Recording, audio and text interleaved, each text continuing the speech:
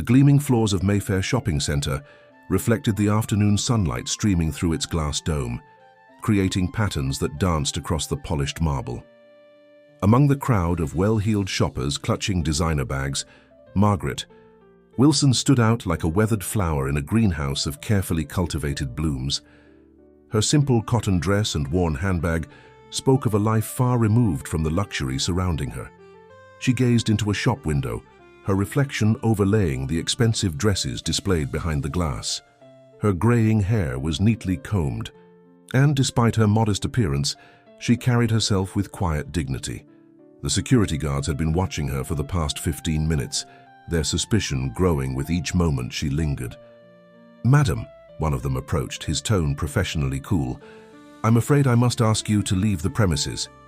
His colleague flanked him, creating an imposing presence that drew curious glances from passing shoppers.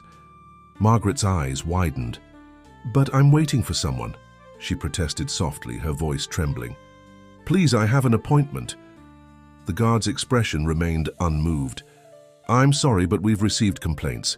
This is a private establishment, and we reserve the right to refuse entry." Tears welled in Margaret's eyes as she clutched her handbag closer. The humiliation burned on her cheeks as other shoppers pretended not to notice, hurrying past with averted gazes. As the guards began to escort her towards the exit, a commanding voice cut through the ambient noise of the shopping center. "Stop right there!" The sharp click of expensive shoes against marble preceded the appearance of Alexander Sterling, CEO of Sterling Enterprises. His tailored suit and authoritative bearing caused the security guards to hesitate. But it was his next words that froze everyone within earshot. "Mother, is it really you?" The shopping center seemed to hold its breath. Alexander's legs nearly gave way as he crossed the distance between them, his hands trembling as they reached for Margaret's shoulders. 15. Years of searching, of hoping, of praying, crystallized in this moment. "Alex?" Margaret's voice was barely a whisper.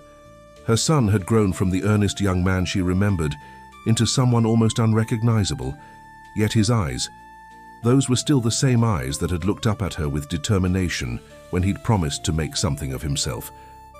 The security guards stepped back, their faces masks of mortification. Alexander didn't spare them a glance, his attention focused entirely on his mother. His fingers gently traced the new lines on her face, mapping the years they'd lost. "I've been searching everywhere for you," he managed, his voice thick with emotion. "The old house, your workplace, every contact I could think of. How are you here?" Margaret's smile wavered. "I saw an advertisement for the new cafe. It reminded me of the one where you used to study." She gestured vaguely toward the upper level. "I thought, well, it was silly of me, but I thought perhaps you were hoping to find me." Alexander completed her thought, drawing her into an embrace that spoke of years of longing. The expensive fabric of his suit contrasted sharply with her worn dress, but neither noticed. Behind them, a small crowd had gathered, phones discreetly recording the scene. Alexander's assistant hovered nervously at the edge of the group, calendar notifications from the abandoned board meeting flashing urgently on her tablet. "Sir," she ventured carefully, "the investors." "Cancel everything," Alexander commanded without turning around. "Clear my schedule for the rest of the day." His eyes remained fixed on his mother's face, drinking in every detail. "We have 15 years to catch up on." Margaret started to protest. "Oh no, dear, I couldn't possibly take up your whole day. You must be very busy." "Nothing is more important than this," Alexander insisted. He offered his arm with the same gentlemanly grace she had taught him as a boy. "Please, Mother, let me take you to lunch. There's so much I want to tell you, so much I need to know." As they walked toward the center's finest restaurant, whispers followed in their wake. The security guards stood rooted to their spots, their faces ashen as they realized the magnitude of their mistake. But neither Margaret nor Alexander noticed. They were too absorbed in bridging the gap of 15 years, one step at a time. The maitre d' of the Golden Swan nearly dropped his reservation book when Alexander Sterling walked in with a simply dressed older woman on his arm. But one look at Alexander's expression had him scrambling to prepare their finest table, complete with a view of the city skyline that Margaret had only ever seen from a distance. The golden swan's crystal glasses caught the afternoon light, creating tiny rainbows that danced across the pristine white tablecloth. Margaret sat stiffly in her chair, acutely aware of the contrast between her worn dress and the elegant surroundings. Alexander noticed her discomfort and reached across the table to squeeze her hand. "You taught me never to judge anyone by their appearance," he reminded her softly. "Do you remember what you used to say?" A small smile tugged at Margaret's lips. "A person's worth lies in their actions, not their attire." She paused, her eyes growing distant. "You were such a bright boy, always studying at the kitchen table while I ironed other people's clothes." The waiter approached with menus bound in soft leather, but Alexander waved them away. "Would you trust me to order for us, Mother? They make a wonderful shepherd's pie here, not as good as yours, of course, but—" "You remember my shepherd's pie?" Margaret's eyes brightened with unshed tears. "I remember everything," Alexander replied. "Every sacrifice you made, every extra shift you took to buy my school books." He swallowed hard. "What I don't understand is why the letters stopped. Why did you never respond to my calls?" Margaret's face clouded with confusion. "But I wrote to you every week after you left for America. When you never replied, I thought perhaps you were too busy with your new life." She looked down at her hands, weathered from years of manual labor. "Or perhaps you were embarrassed by your cleaning lady mother." "Never." Alexander's voice was fierce. "I wrote too, countless letters. I called the old number until it was disconnected. What happened?" Before Margaret could respond, a striking woman in a designer suit approached their table, her heels clicking against the polished floor. "Darling, there you are. The board is in absolute chaos. Why aren't you answering your phone?" Alexander's expression tightened almost imperceptibly. "Victoria, I'd like you to meet someone very special." He stood, placing a gentle hand on his mother's shoulder. "This is my mother, Margaret Wilson." Victoria's perfectly made-up face froze for a moment before she recovered her composure. "Your mother? But I thought—" She extended a manicured hand.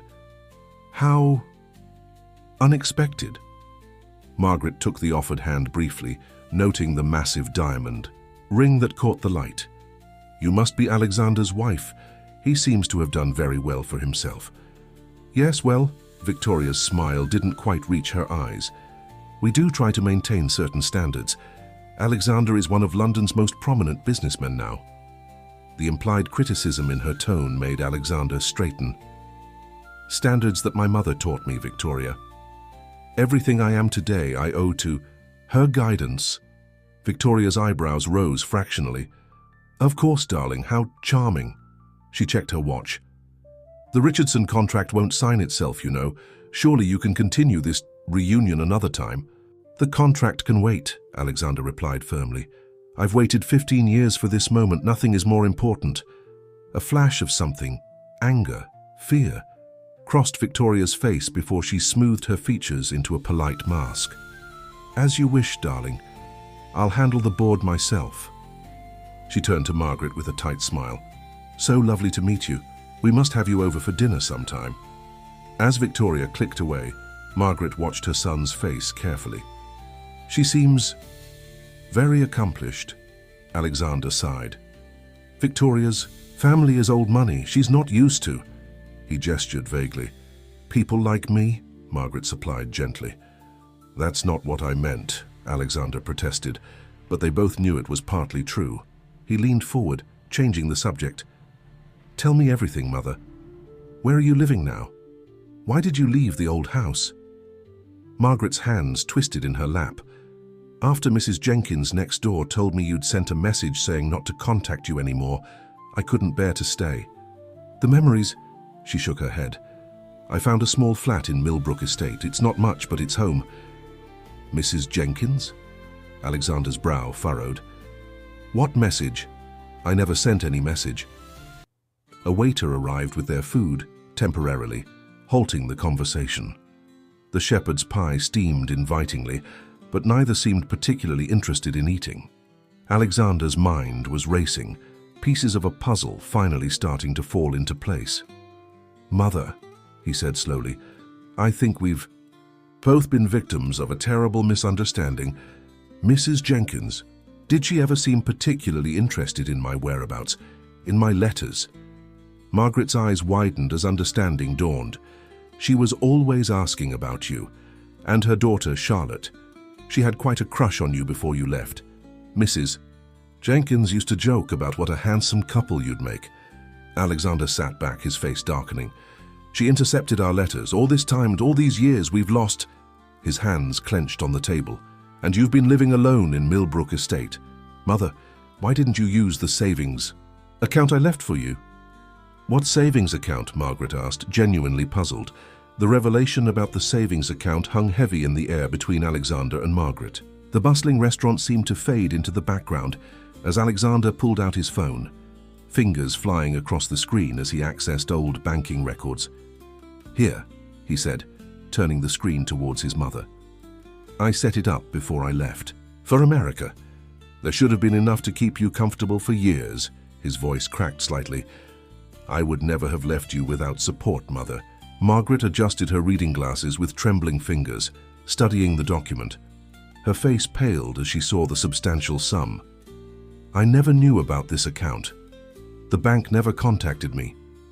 Because someone else accessed it instead, Alexander said quietly, scrolling through the transaction history. Regular withdrawals starting just weeks after I left, continuing for almost 2 years until the account was empty. Margaret's hand flew to her mouth. Mrs. Jenkins worked at the bank branch on High Street. She would have had access to all the necessary information, Alexander completed, his jaw tightening. She didn't just separate us, Mother. She stole your security, your comfort. He paused, watching his mother's face carefully. But knowing you, you found a way to manage regardless. A proud smile flickered across Margaret's face. I took on extra cleaning jobs. The neighbors were kind.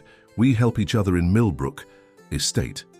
Mrs. Parker lets me tend her little garden in exchange for vegetables, and I mind young Tommy while his mum works nights at the hospital. Alexander listened, his heart swelling with pride and aching with regret simultaneously. His mother had created a life for herself, built a community, while he'd been searching for her in all the wrong places.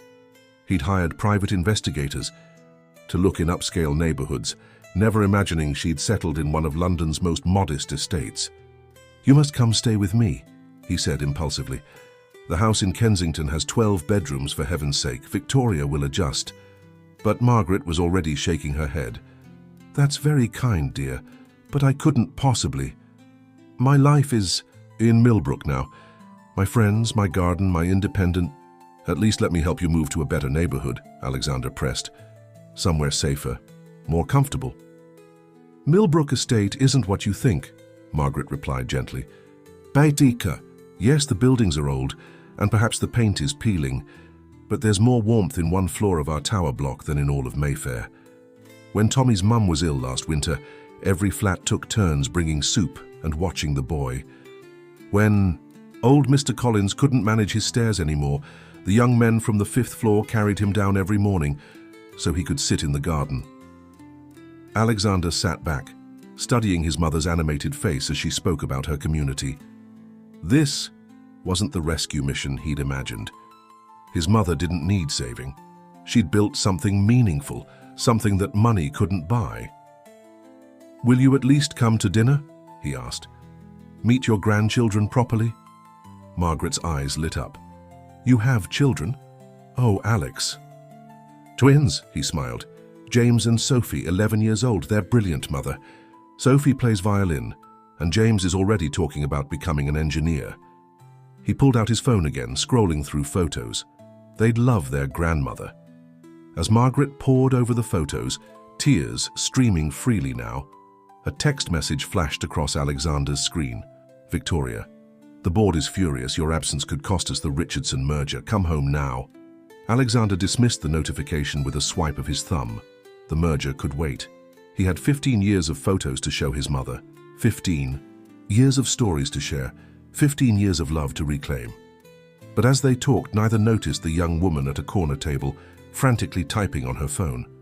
By evening, every society blog in London would be buzzing with the news. Alexander Sterling, the self-made billionaire, the darling of British business, had a mother who lived in Millbrook Estate. Victoria Sterling's heels echoed through the marble halls of their Kensington mansion as she paced, her phone pressed to her ear. Did you see the headlines? Sterling's secret mother found in council estate. This is a nightmare. The twins, James and Sophie, sat at the top of the grand staircase listening intently. They'd never seen their mother so agitated. I married into respectability, Victoria hissed into the phone. The Sterlings of Kensington, not some council estate fairy tale. Margaret Wilson needs to understand her place in this family, and it isn't at our dinner table. Actually, Alexander's voice cut through the air as he entered, making Victoria whirl around. Her place is at the head of our table. He looked up at his children. Come down, you two. There's someone very special I'd like you to meet. Margaret stepped into the foyer behind him, and Victoria's face went through a rapid series of expressions before settling on a tight smile. The older woman had changed into her best dress, still modest, but neat and pressed with care. Sophie was the first to descend, her curiosity overwhelming her shyness. Are you really our grandmother? She asked, studying Margaret's face. Dad's shown us pictures of you, but they were all very old. He has. Margaret glanced at Alexander, touched that he'd kept her memory alive for his children. James followed his sister, more reserved but equally interested. Dad says you used to help him with his maths homework at the kitchen table while you worked. He said that's why he became an engineer. Did he now? Margaret's eyes crinkled with pleasure. Your father was always clever. He just needed someone to believe in him. Victoria cleared her throat. Children, don't crowd your grandmother. She's had a long day. Perhaps we should reschedule this meeting for a more appropriate time. Nonsense, Alexander replied firmly. Mrs. Phillips has prepared a feast, and the dining room table has been empty for far too long. He offered his arm to his mother. Shall we? The dining room was a study in opulence, with crystal chandeliers and hand-painted wallpaper. Margaret sat where Alexander indicated, trying not to feel overwhelmed by the formal place settings and array of silverware. Tell us about when Dad was our age, Sophie requested eagerly. Ignoring her mother's pointed look, Margaret smiled, relaxing slightly. Well, when your father was 11, he built a radio from spare parts he collected. It didn't work at first, but he spent weeks tinkering with it. I'd hear him up late at night talking to himself as he tried different configurations. Did it ever work? James leaned forward, intrigued. Eventually, Alexander answered, grinning. After Mother suggested I check the wiring connections for the third time, she always said the solution was usually simple if you looked carefully enough. Victoria delicately cleared her throat. Fascinating. But perhaps we should discuss more. Current matters, the Richardson merger, for instance. Not tonight, Alexander said firmly.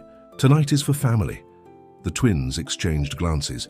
They'd never heard their father dismiss business so easily. Mrs. Sterling, the housekeeper, appeared at Victoria's elbow. Lady Ashworth is on the phone. She says it's urgent, something. How about the charity gala committee? Victoria stood, smoothing her skirt. Excuse me, some of us still have social obligations to maintain. The emphasis on social wasn't subtle. After she left, Margaret watched her son carefully. She's afraid, she said softly. Of what? Sophie asked. But James, more perceptive, answered. Of things changing, he said.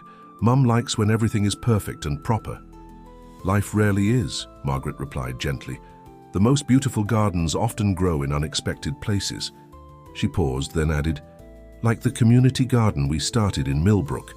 It began with just a few pots of herbs, and now... You have a garden? Sophie's eyes lit up. Could we see it sometime? Alexander watched his mother's face glow as she described the garden to his children, noting how they hung on her every word. The simple wisdom she'd used to guide him was already working its magic on the next generation. But in her study, Victoria was making plans of her own. Listen carefully, she spoke into her phone. I need everything you can find on Margaret. Wilson's past, every detail, every connection, every possible scandal. There must be something we can use to protect our family's reputation. The irony was lost on her, that in her quest to protect her family's reputation, she might destroy the very thing that had built it. the values Margaret Wilson had instilled in her son.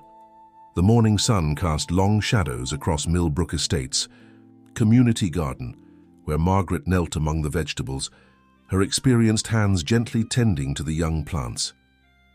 The sound of children's laughter drifted from the nearby playground, mixing with the gentle rustling of leaves in the breeze. "Miss Margaret!" Tommy, a bright-eyed 7-year-old, came running through the garden path. "There's a fancy car outside. It looks like the ones in my comics." Margaret smiled, brushing soil from her gardening apron. She'd been expecting this visit. Alexander had insisted on seeing where she lived, despite her gentle protests. As she stood, she caught sight of her son's tall figure approaching, Sophie and James in tow, their private school uniforms standing out against the weathered concrete of the estate. "Gran!" Sophie called out, waving enthusiastically. In the week since their first meeting, the twins had taken to their grandmother with remarkable speed, much to Victoria's poorly concealed dismay.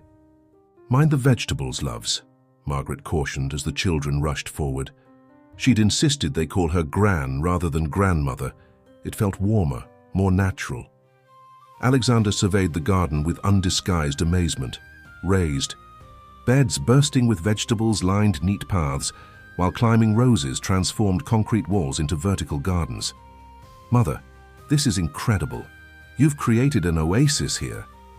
"We all did," Margaret corrected, gesturing to where Mrs. Parker was teaching Tommy's mother how to prune tomato plants.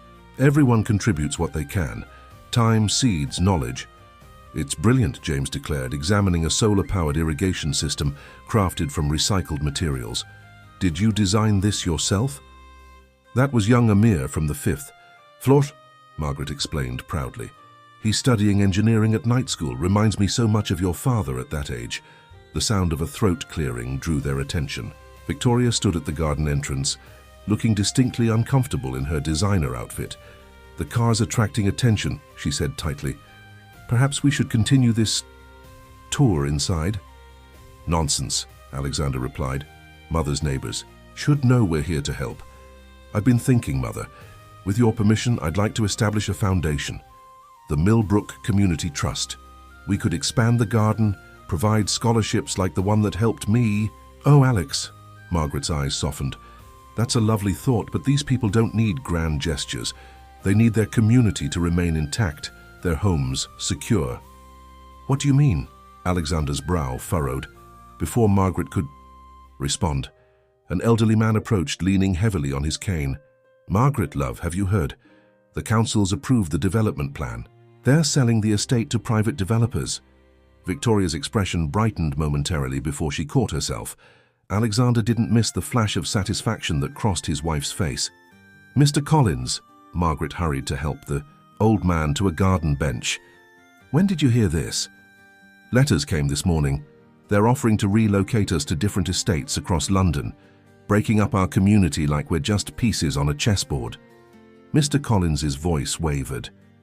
"Where will my Catherine plant her roses now? She loved roses." James looked up from the irrigation system. "Dad, you can stop this, right? You buy and develop properties all the time." Alexander ran a hand through his hair, his expression troubled.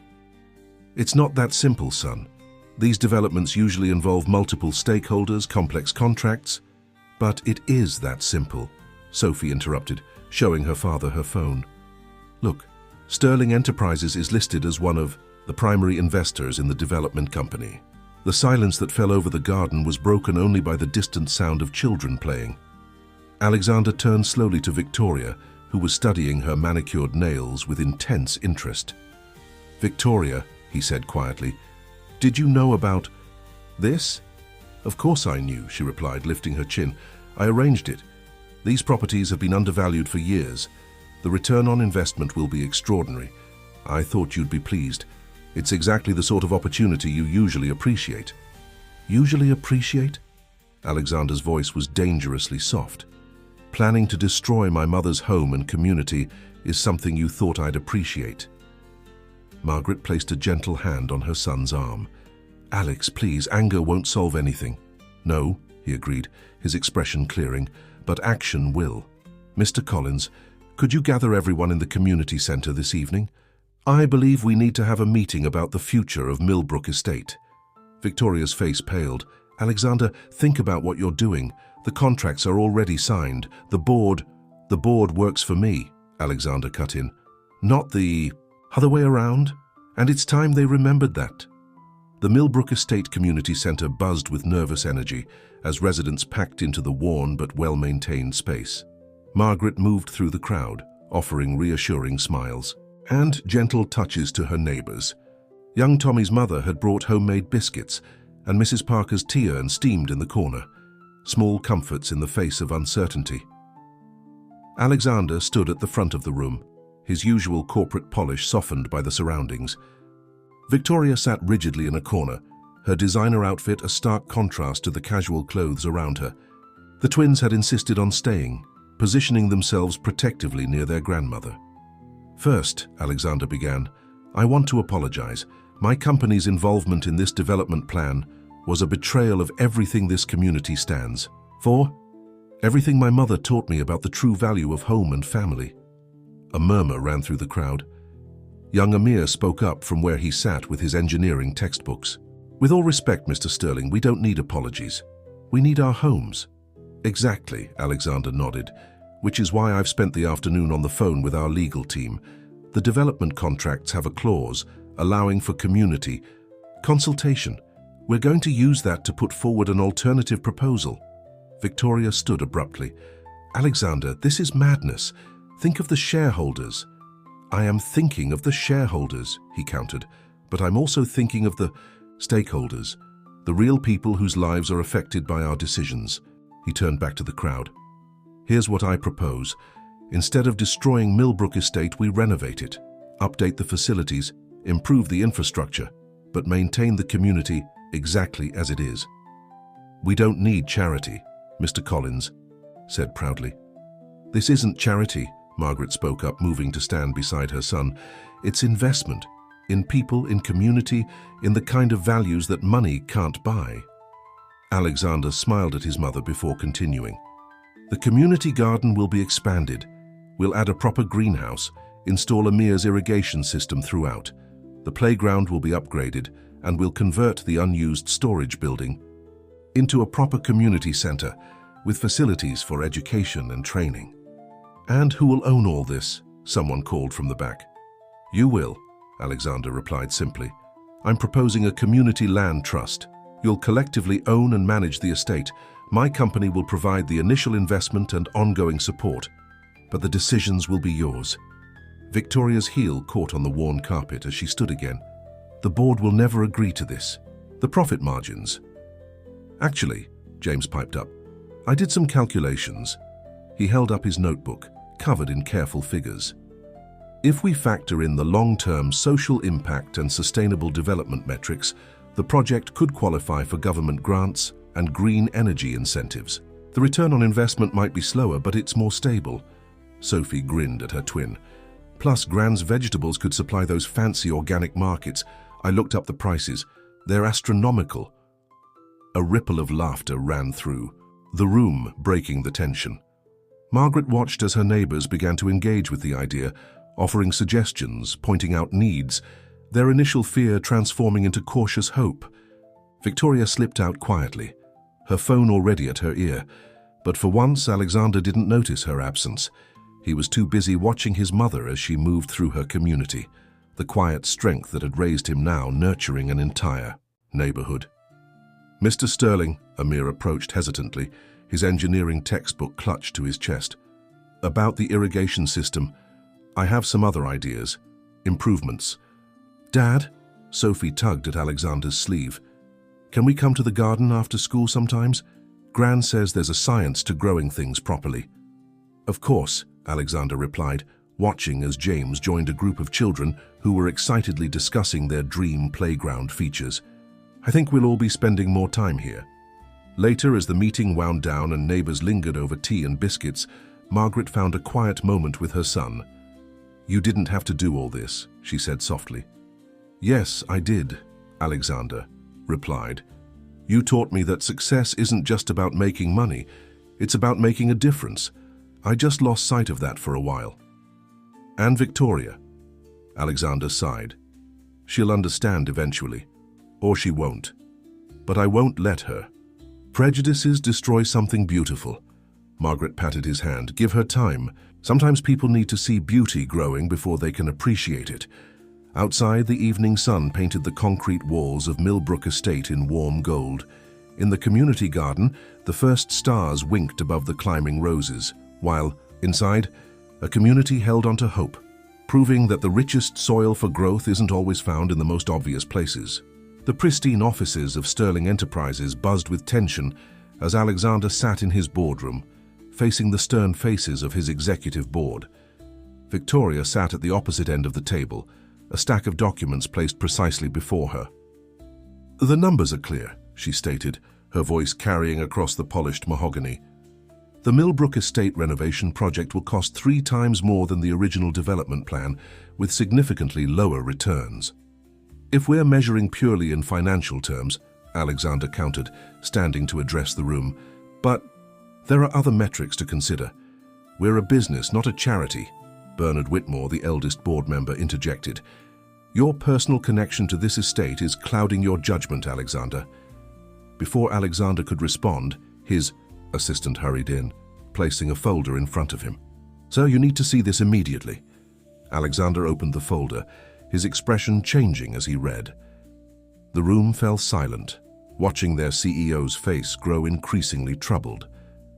"Victoria," he said finally, his voice carefully controlled, "would you care to explain why you hired private investigators to look into my mother's past?"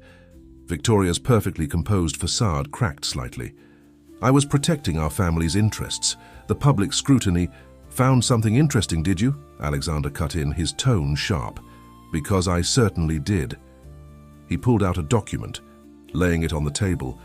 Hospital records from St. Mary's dated 16 years ago. A young woman named Charlotte Jenkins gave birth to a baby girl. The father's name is listed as unknown, but the grandmother's name— He paused, looking directly at Victoria. "The grandmother's name is Margaret Wilson." The boardroom erupted in murmurs. Victoria's face paled. "I have a sister," Alexander continued, his voice growing stronger.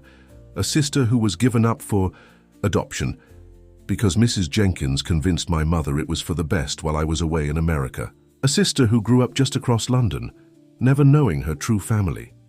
"Alexander," Victoria started, but he held up his hand. "The investigator you hired found her, Victoria. Her name is Emma Crawford now. She's a primary school teacher in Islington." He gathered his papers, straightening them with deliberate care. "She has our mother's eyes." The board members shifted uncomfortably in their seats as Alexander turned to address them directly. "Gentlemen, ladies, you're concerned about returns. Let me tell you about returns. My mother worked as a cleaner to put me through university. She invested in me when no one else would. That investment built this company." He pressed a button, and the boardroom screen lit up with new projections. The Millbrook Estate project isn't just about renovation. It's about investment in people. The community center will offer education and training programs. The expanded garden will partner with local restaurants. We're not just preserving a community, we're creating a model for sustainable urban development. Bernard Whitmore leaned forward, studying the figures with newfound interest. "These projections were calculated by my 11-year-old son." Alexander smiled slightly. "He sees what some of us have forgotten, that the best investments aren't always about immediate returns." "And this was his sister of yours?" Victoria asked, her voice tight. "What do you plan to do about her?" Alexander's expression softened. "I plan to tell my mother first. She has the right to know before anyone else." He gathered his things, straightening his tie. "The board can vote on the Millbrook proposal next week. In the meantime, I have a family matter to attend to." As he strode out of the boardroom, Victoria hurried after him. "Alexander, wait. You have to understand. I was trying to protect everything we've built." He stopped, turning to face his wife. "No, Victoria, you were trying to protect your idea of what we should be, but I've learned something from my mother's community. Real strength isn't in what you own or how you appear. It's in how you treat people, especially those who can't offer you anything in return.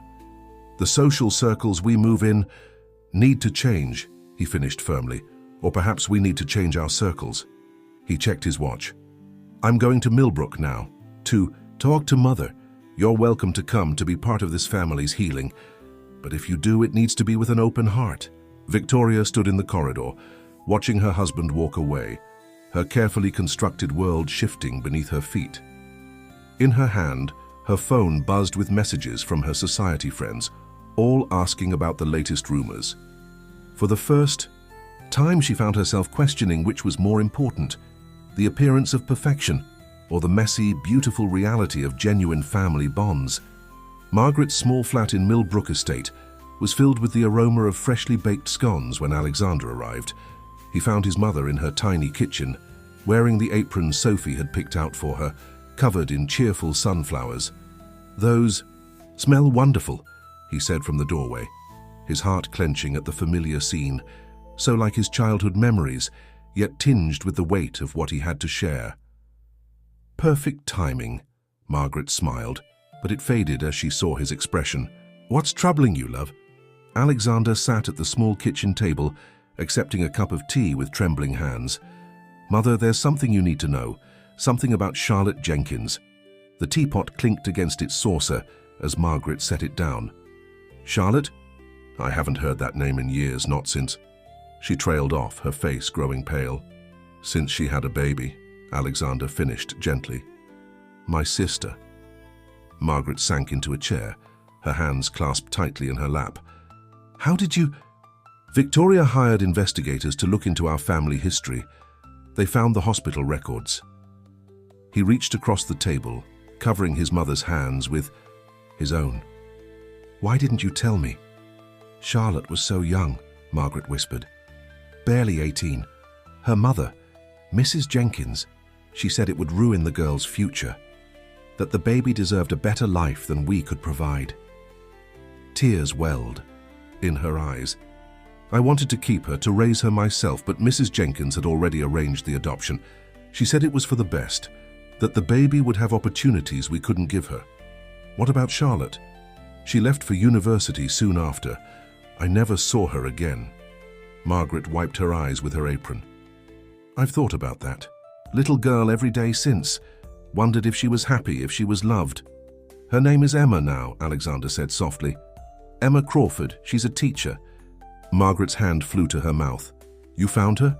"Yes, she teaches primary school in Islington. She's married, no children yet." He squeezed his mother's hand. "She has your eyes, Mother, and according to her social media, she loves gardening." A watery laugh escaped Margaret. "Like her grandmother." She hesitated. Does she know about us?" "Not yet. I wanted to talk to you first."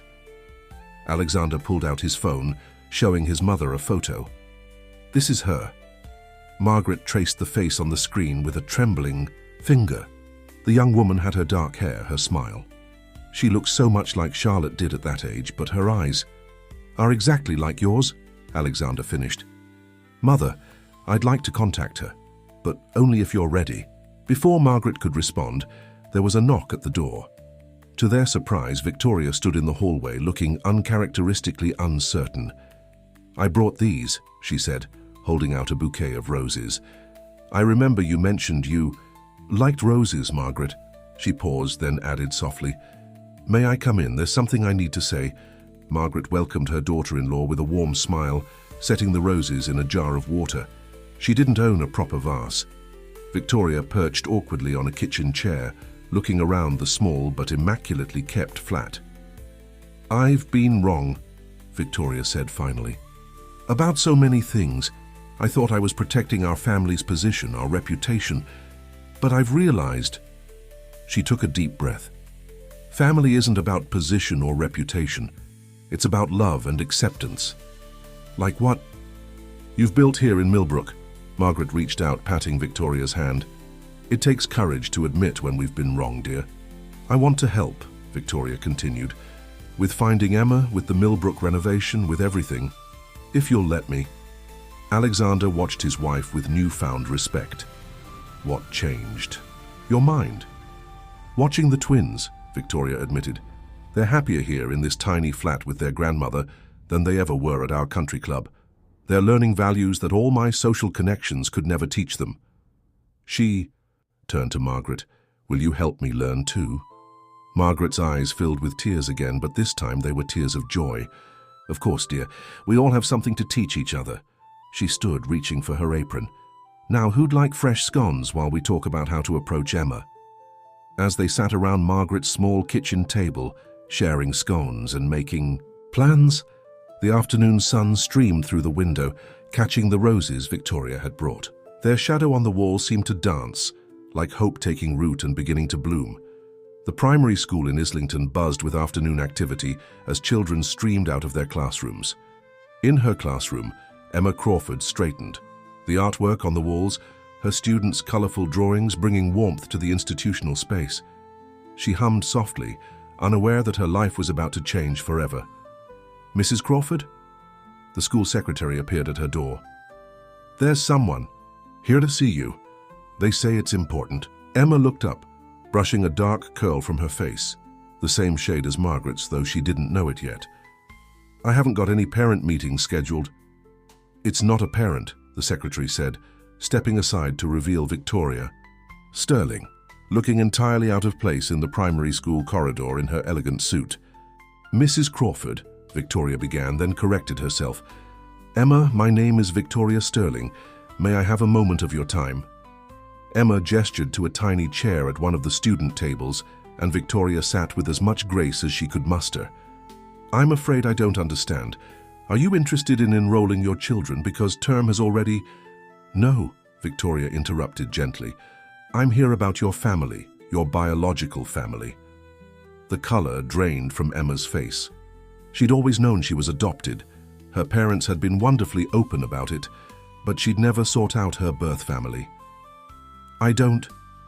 Please, Victoria held up a hand. I know this is unexpected, but I've learned something recently. That changed everything I thought I knew about family and belonging. She pulled out her phone, showing Emma a photo of Margaret in her garden. Do you recognize anything familiar when you look at this woman? Emma's hand trembled as she took the phone. The woman in the photo was older, but there was something in her eyes, in the shape of her smile. Who is she? Her name is Margaret Wilson. She's your grandmother. Victoria paused, watching Emma's face carefully. And she's my mother-in-law. The silence in the classroom was broken only by the distant sounds of children playing in the schoolyard. Emma sat heavily in her chair, staring at the photo. My grandmother? But that would mean... Alexander Sterling is your brother, Victoria. Confirmed. We only recently discovered this ourselves. Your birth mother was Charlotte Jenkins. The woman who gave me up, Emma whispered. Who was convinced to give you up, Victoria corrected firmly. By her mother, who had her own selfish reasons. She leaned forward. Emma, I came alone today because I wanted to give you a choice. Your grandmother, Margaret, she's the most remarkable woman I've ever met, though it took me far too long to see it. She's thought about you every day since you were born. Emma touched the phone screen gently. She looks kind. She is. Kinder than I deserved, given how I initially treated her. Victoria smiled ruefully. She taught me that real family isn't about status or appearances. It's about love, acceptance, and growth. And my brother? Alexander is a good man. He has twins your age. They'd be your niece and nephew, Sophie and James. Victoria pulled out a business card. But no one is going to pressure you. This is my private number. If you want to meet them, any of them, it will be on your terms, in your time.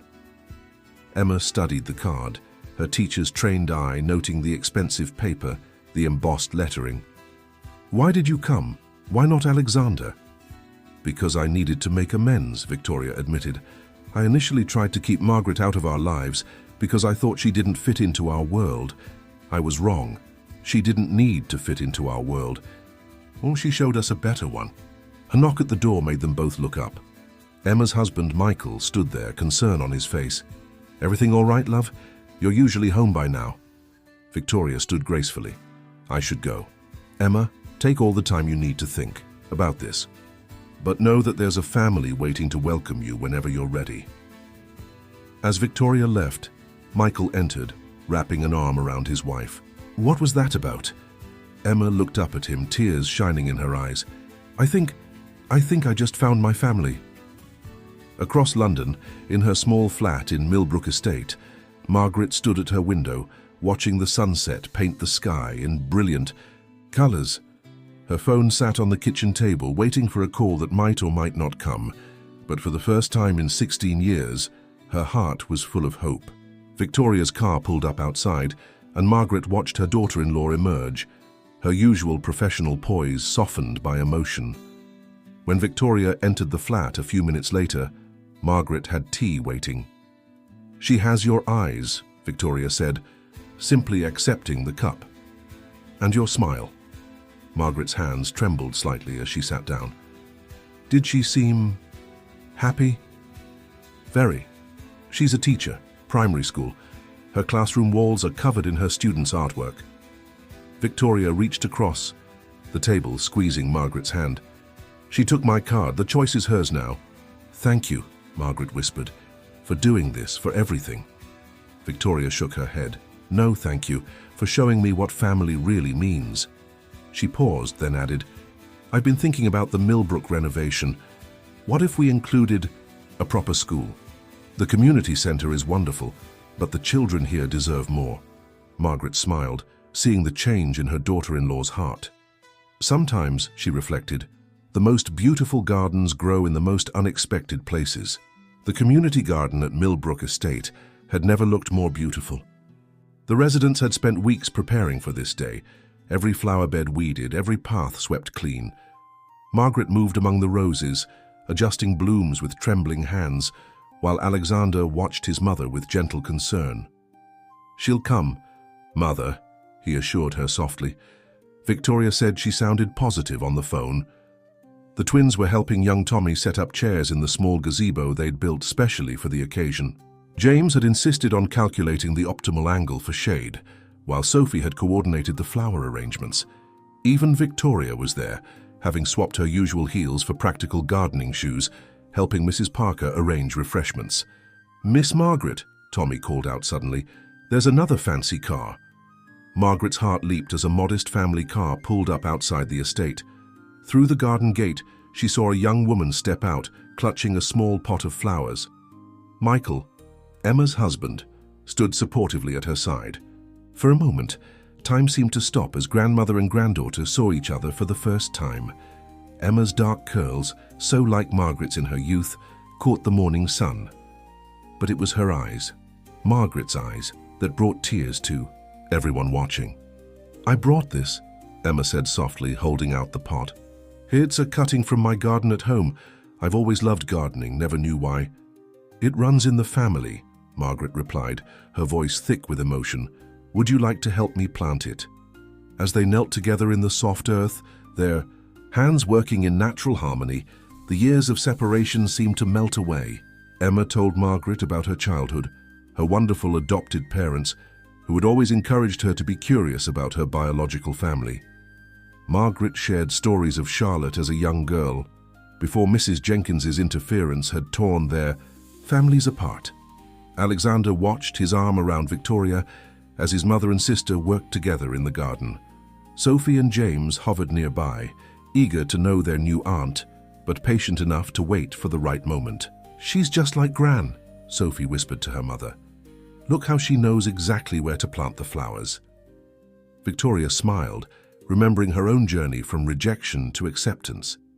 "Some things are in our blood, darling, but the most important things, love, acceptance, kindness, those we learn from people like your grandmother." As the morning progressed, more residents of Millbrook Estate drifted into the garden.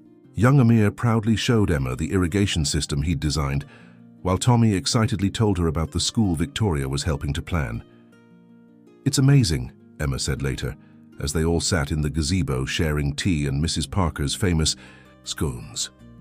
"I always wondered where I came from, but I never imagined finding not just a family but an entire community." "That's what your grandmother taught us," Alexander replied, watching his mother beam with pride. "That true wealth isn't in bank accounts or business deals. It's in the connections we make, the lives we touch." Speaking of connections, Victoria added, her eyes twinkling, Emma, I hope you'll help us with the new school. We could use someone with your experience. Emma looked around at her newfound family, her brother's strength so like her own determination to help others, her niece and nephew's enthusiasm, Victoria's transformed heart, and most of all, her grandmother's endless capacity for love. I'd like that, she said softly. Very much. Margaret reached out, squeezing her granddaughter's hand. In her garden, surrounded by the family she'd never stopped loving and the community she'd helped build, she felt a peace she'd never thought possible. As the afternoon sun painted the estate in warm light, the residents of Millbrook gathered to celebrate not just a family reunited, but a community strengthened. The garden bloomed around them, a testament to Margaret's belief that with love, patience, and care, the most beautiful things could grow in the most unexpected places. Tommy tugged at Margaret's sleeve. Miss Margaret, can Emma teach us about gardens too, like you do? Of course she can, love, Margaret smiled, watching her granddaughter already nodding enthusiastically. After all, teaching others to grow, that's what family does best. The autumn sun cast long shadows across the newly renovated Millbrook estate. Where once stood weathered concrete, now rose freshly painted buildings adorned with vertical gardens. The community center, transformed into a state-of-the-art school, buzzed with activity as Emma led her first class in their new classroom. Through the large windows, Margaret could see her granddaughter engaging with the children, her natural teaching ability shining through. Tommy sat in the front row, his face bright with enthusiasm as Emma explained the science behind plant growth. A subject that now formed part of the school's unique curriculum. She's a natural, Victoria commented, joining Margaret at the window. Just like you. The two women had grown close over the past months, working together to bring new life to Millbrook while preserving its heart. Victoria's business acumen, combined with Margaret's understanding of the community's needs, had created something remarkable. The children adore her, Margaret agreed, watching as Emma distributed small pots to each student. Though I think having their own garden plots helps, Victoria smiled, remembering how she'd once dismissed the importance of such things. The waiting list for school places is growing. Families from all over London want their children to experience this approach to education. We'll need to be careful, Margaret cautioned. We don't want to lose what makes this place special. That's why we have you on the board of trustees, Victoria replied, to remind us what truly matters. The sound of familiar footsteps made them turn. Alexander approached, carrying architectural plans. The old Jenkins house, he said, without preamble. The council's approved our proposal to convert it into affordable housing for young families. Margaret's heart twisted slightly at the mention of the house where so much pain had begun. Mrs. Jenkins had moved away months ago, leaving behind a letter of apology that Margaret had accepted with characteristic grace. Now, the house would serve a better purpose. Have you told Emma? Margaret asked. I thought you might like to, Alexander smiled. She's been asking about expanding the school's catchment area. This could help accommodate more local families. The classroom door opened, and children streamed out clutching their potted plants, each eager to show their parents what they'd learned. Emma followed, her dark curls escaping from their neat bun, so like Margaret's had been at that age. Gran, she called out, her face glowing. You should have seen them. They absolutely understood the concept of photosynthesis when I compared it to how communities grow stronger with proper nurturing. Victoria exchanged an amused glance with Margaret. She definitely inherited your gift for teaching through gardening. Speaking of inheritance, Alexander interjected, Mother, isn't it time you showed them your surprise? Margaret's eyes twinkled. I suppose it is. She led the small group to the community garden, which had flourished beyond anyone's expectations. In one corner, a new greenhouse gleamed in the autumn light. The Millbrook Teaching Garden, Emma read the elegant sign above the door. But Gran, this is for you, Margaret explained, opening the door to reveal a space perfectly designed for both teaching and growing. For all of us, really. A place where the community can learn together. Inside the greenhouse was a marvel of sustainable design. Amir's irrigation system had been integrated seamlessly, and the workbenches were sized for both children and adults. One wall held photographs, the history of Millbrook Estate from its humble beginnings to its current renaissance. "Look," Sophie pointed to a central image. "It's the day Dad found you at the shopping center, Gran." The photograph captured the moment perfectly. Margaret and Alexander's reunion, their faces full of joy and disbelief. Beside it hung a more recent picture, the whole family in the garden, Emma included, surrounded by the community that had become an extension of their family. "I never imagined," Victoria said softly, "when I hired those investigators, that it would lead to all this." "Life has a way of surprising us," Margaret replied, wrapping an arm around her daughter-in-law. "Usually for the better, if we're open to it." Through the greenhouse glass, they could see James showing a group of younger children how the irrigation system worked, while Sophie helped Tommy plant his first winter vegetables. The estate that Victoria had once wanted to demolish had become a model for community-led development, attracting attention from urban planners worldwide. "We should invite the board members to visit," Alexander mused. "Show them what real investment looks like." "Already arranged," Victoria smiled. "They're coming next week for the school's official opening ceremony. I've also invited the press." Margaret raised an eyebrow. "The press?" "The world needs to see this," Victoria explained. "Not because it's a Sterling Enterprises project, but because it shows what's possible when we value people over profits." Emma touched one of the old photographs gently. "When I was growing up, I used to dream about my birth family. I imagined all sorts of scenarios, but I never imagined finding something like this. A garden," Margaret said softly, "grows far beyond its original boundaries when it's tended with love." 1 year to the day after Margaret and Alexander's chance reunion at Mayfair Shopping Centre, the Millbrook Estate community gathered for a celebration. The once stark concrete buildings now stood transformed, their walls adorned with climbing, plants and children's artwork. The community garden had expanded into a green haven that wound through the estate like a living ribbon. Margaret stood in her beloved garden, surrounded by her growing family. Emma chatted with her students' parents, her natural warmth drawing people in just as Margaret's always had. The twins, now 12, led groups of younger children through the vegetable patches they'd helped design. Victoria, dressed in practical clothes that would have shocked her former self, supervised the preparation of tables laden with food, contributed by every family in the estate. She had found her place in this community, her business skills now directed towards supporting local entrepreneurs and educational initiatives. Alexander watched it all with quiet satisfaction, remembering the coldness of his corporate world, before rediscovering the warmth of true family. The Millbrook Community Trust had become a model for sustainable urban development, proving that success could be measured in more than just financial returns. "Penny, for your thoughts?" Margaret asked, joining her son. "I was just thinking about that day at the shopping centre," Alexander replied. "How different everything could have been if I hadn't been there at that exact moment." "Perhaps," Margaret smiled, "but I believe love finds its way eventually. Look at Emma. She found her way back to us, didn't she?" As if on cue, Emma approached with her husband, Michael, and exciting news. "We're going to have a baby," she announced, her eyes shining. "You're going to be a great-grandmother, Gran." The joy that spread through the gathering was palpable. Victoria immediately began planning a nursery in the school for working parents, while the twins debated whether they'd have a cousin or a cousin.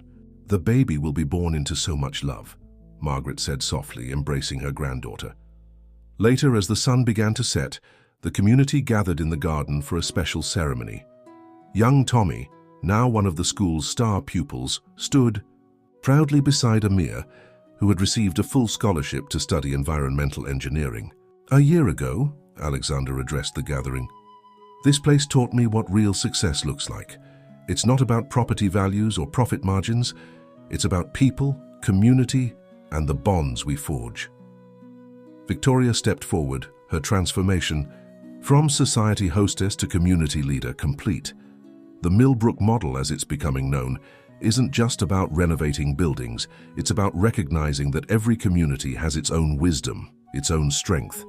Our role isn't to change that, but to help it flourish. Emma, her hand resting gently on her stomach, added, As a teacher, I see it every day. Children learning not just from books, but from each other, from their community, from the garden itself. They're growing up understanding that true wealth isn't in what you have, but in what you share. Margaret listened to her family speak, her heart full. The garden around them bloomed with new life, each plant and flower a testament to patience, care, and love. The security guards from that fateful day at the shopping center had been invited to the celebration, a gesture of forgiveness that had touched everyone. As evening fell, lights twinkled on throughout the garden, another of Amir's innovations powered by solar energy stored during the day.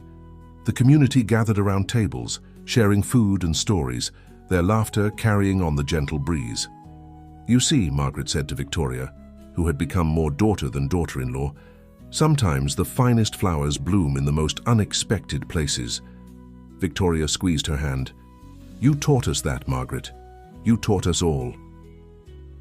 In the bush, gathering dusk, surrounded by 3 generations of her family and a community that had become an extension of it, Margaret Wilson looked around at what love had built.